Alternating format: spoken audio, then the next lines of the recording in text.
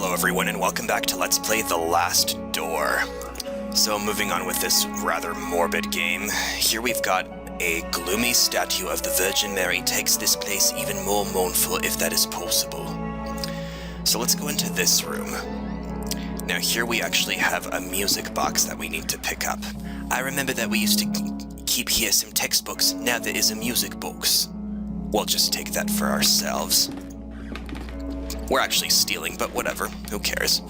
I'm not gonna read through this crap, it doesn't really matter. However, there's an interesting photograph in here. There is a picture in the diary. It is the photograph of my graduating class. I see myself, Father Ernest, and Anthony. I do not remember the names of the others. One face has been completely scratched out. Well, isn't that something? A face that's been scratched out. It's probably intentional. Anyways, you can unlock this door here, and it just leads back outside. Kind of like how we were at the mansion. So we'll get back to that set of patients at the corner over there. But for now, let's continue. We'll go up these steps, and into this room here.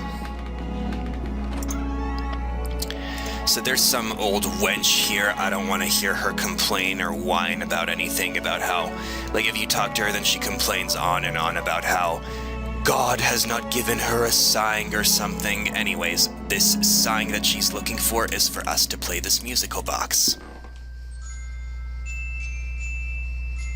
Oh, what a beautiful melody. It reminds me of my youth when I was vibrant and full of purpose. I knew my path then. Oh, may God bless you, for you have given me the sign I was looking for. I'm not really sure how we managed that, but whatever. Anyways, when we look out this window, we have an interesting sunset scene here. From this vantage, I can see the roofs of Aberdeen beyond that copse of trees. A lot of dry leaves have accumulated in a hole of this old rusty pipe. They are blocking the water stream. The hole has very sharp and rusty edges. If I try to put my hand in, I could cut myself.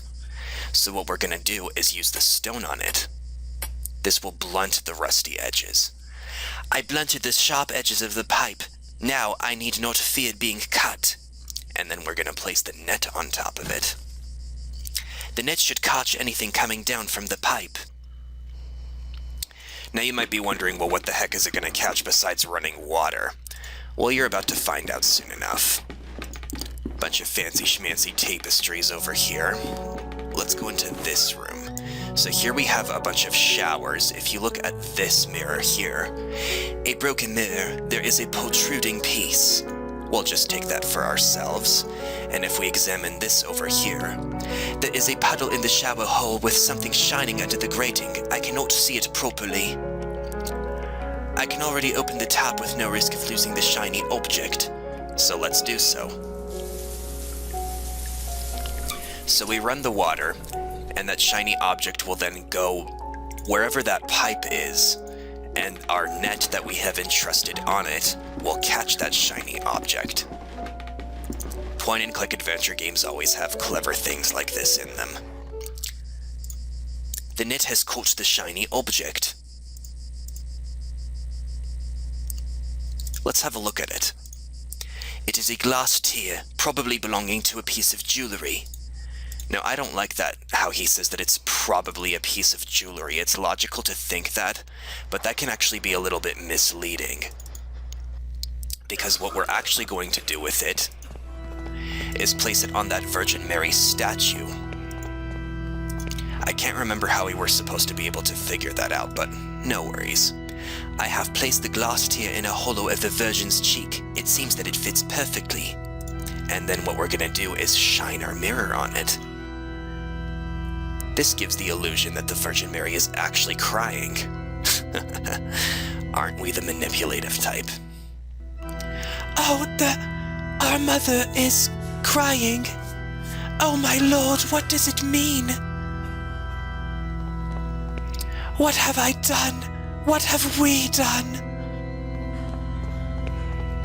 Yeah, you get out of here, you witch.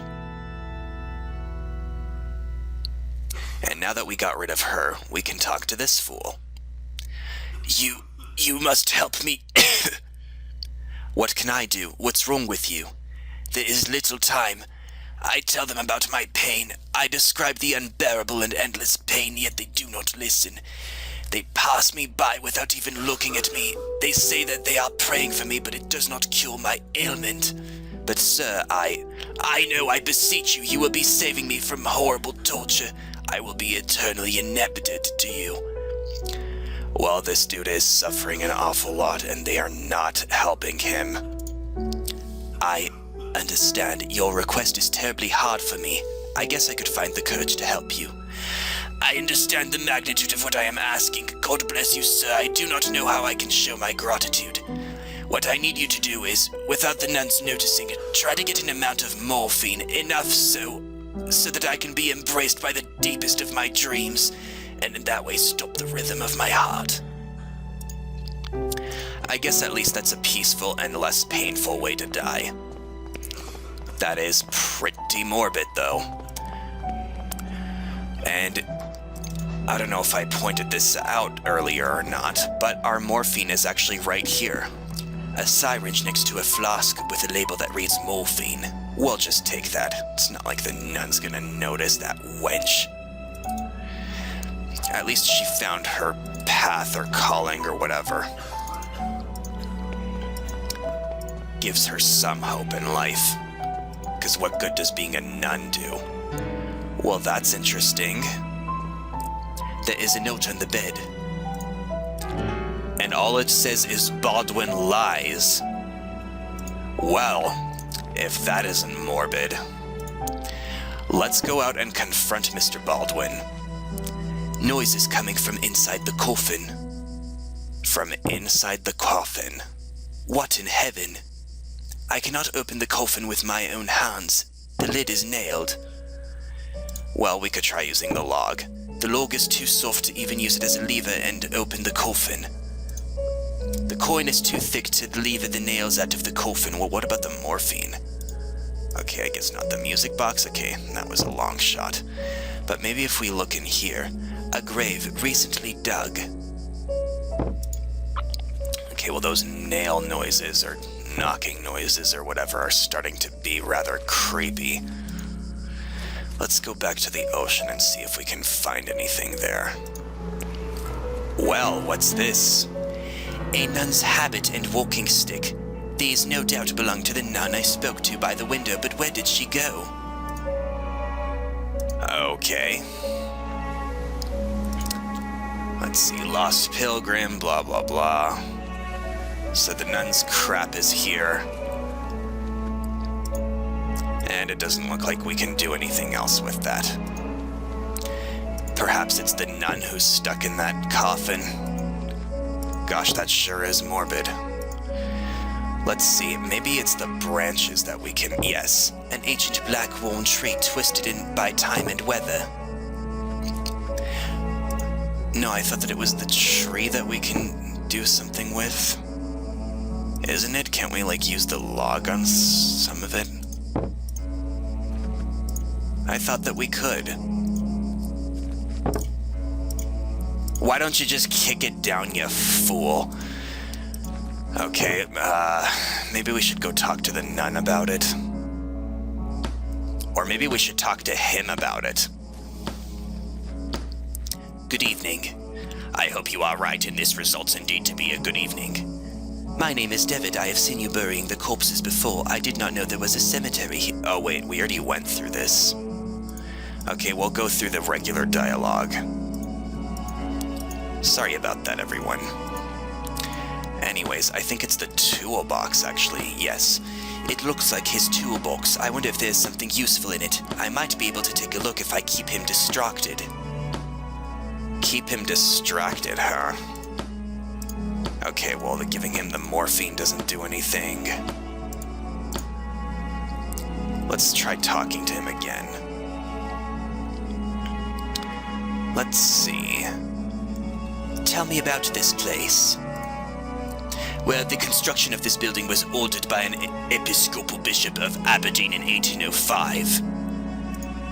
Tell me about Mother Elizabeth. She is pretty strict, I can tell you that much, Mr. Devitt. Do not think she likes me very much either. Tell me about Aberdeen. It was the place where I was born and raised, one of the biggest cities in Scotland. And as he's yakking away, we quickly take something from him, which is just labeled as a tool.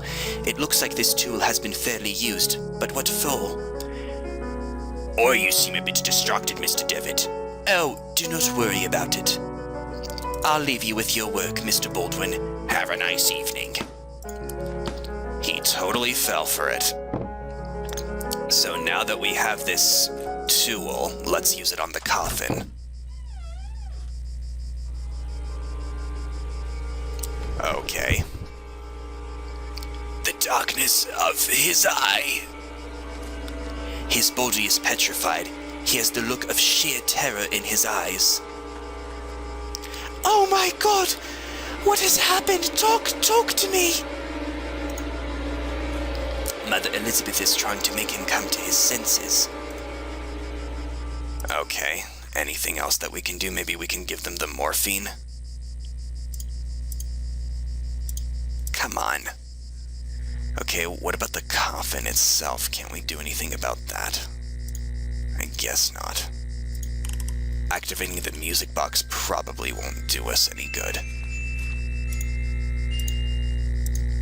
Okay, well, in any case, Mother Elizabeth, the foolish witch that she is now distracted by this fool. So that means that we can now go to that area where she was trying to prevent us from going, which is over here. I don't know if I showed it or not. The door is locked, but we can look around this area. A large, bright, and ornate key. What? Now that's not point-and-click adventure-ish. It would be harder than that to find it, but I guess I'm not complaining. And here we have a flashback of his childhood. But I am actually not going to go through this portion just yet. I will do that in the next one. Thanks for watching, everybody. See you later.